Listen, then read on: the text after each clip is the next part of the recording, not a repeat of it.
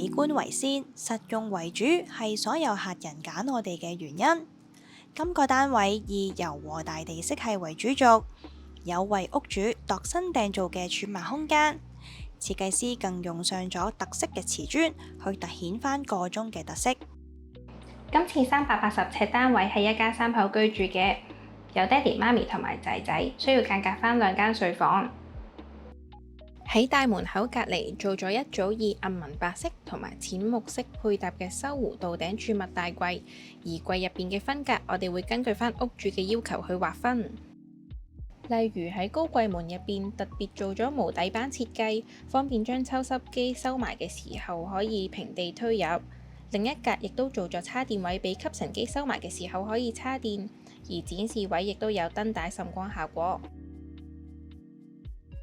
喺一個單位入邊，吊燈可以加強一個區域嘅凝聚力，所以我哋喺大櫃嘅前面加設咗一盞圓形嘅吊燈，未來擺放餐台後可以增添一份氛圍感。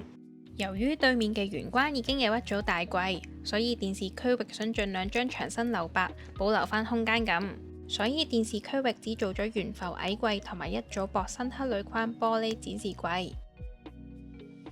今次屋主特別強調想屋企有溫馨嘅氛圍同埋柔和嘅燈光效果，所以梳化旁邊我哋會加設咗地燈，夜晚睇電視嘅時候就有放鬆嘅感覺啦。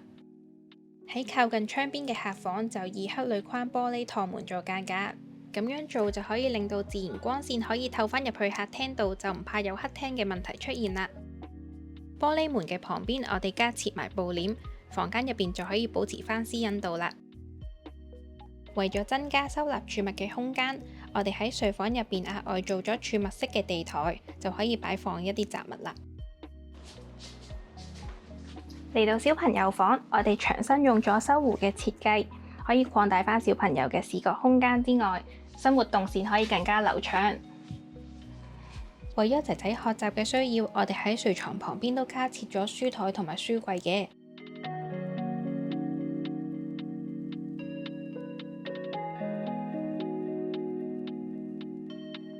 為咗方便仔仔日常返學使用，所以我哋喺床尾衣櫃做咗一格中空位，可以掛日常嘅校服。由於一組衣櫃比較深，我哋想充分利用到整體嘅空間，所以喺底部嘅位置我做咗比較淺嘅層板，可以增加返擺書嘅區域。嚟到主人房門口，我哋需要保留返足夠嘅走廊通道，而我哋用咗圓弧嘅設計修飾返間隔牆身，可以令到客廳整體嘅空間有一種圓潤感。同樣做咗儲物式地台嘅主人房，連貫返大地色系嘅風格。其實門款都係我哋一手包辦設計同埋生產嘅，咁就可以貫徹返全屋嘅整體設計風格。咁值得提一提嘅就係我哋做儲物地台嘅時候，喺門嘅位置要保留返足夠嘅闊度。咁我哋打開地台嘅時候就唔會阻擋到啦。由於做咗地台嘅關係，所以地台面記得預留返門頂嘅位置。由於屋主都非常中意啟鑽院嘅設計，所以衣櫃嘅間隔就參考咗啟鑽院嘅擺法。喺房門旁邊有一格開放式嘅中空位，可以掛着過嘅外套。喺書台嘅旁邊做咗黑鋁框玻璃展示櫃。而今次嘅設計，我哋喺雙人床旁邊做咗一塊細細嘅床頭板位置。嚟到浴室，呢一幅綠色瓷磚係咪有啲熟口熟面呢？由於屋主好中意我哋早前啟鑽院嘅浴室設計，所以我哋將半個浴室都鋪咗呢隻馬賽克瓷磚。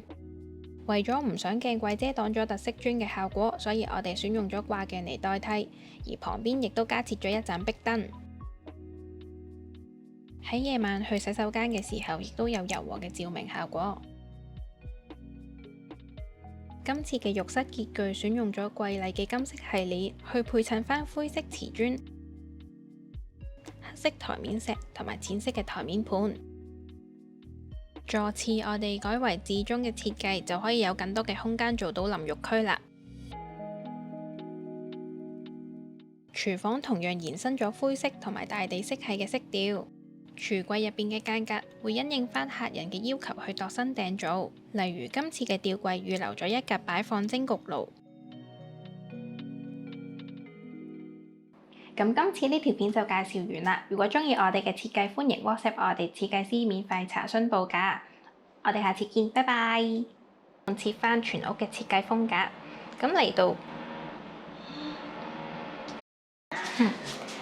哎呀，轉緊啦！今次呢條片，嚟多個，嚟多個，嚟多個。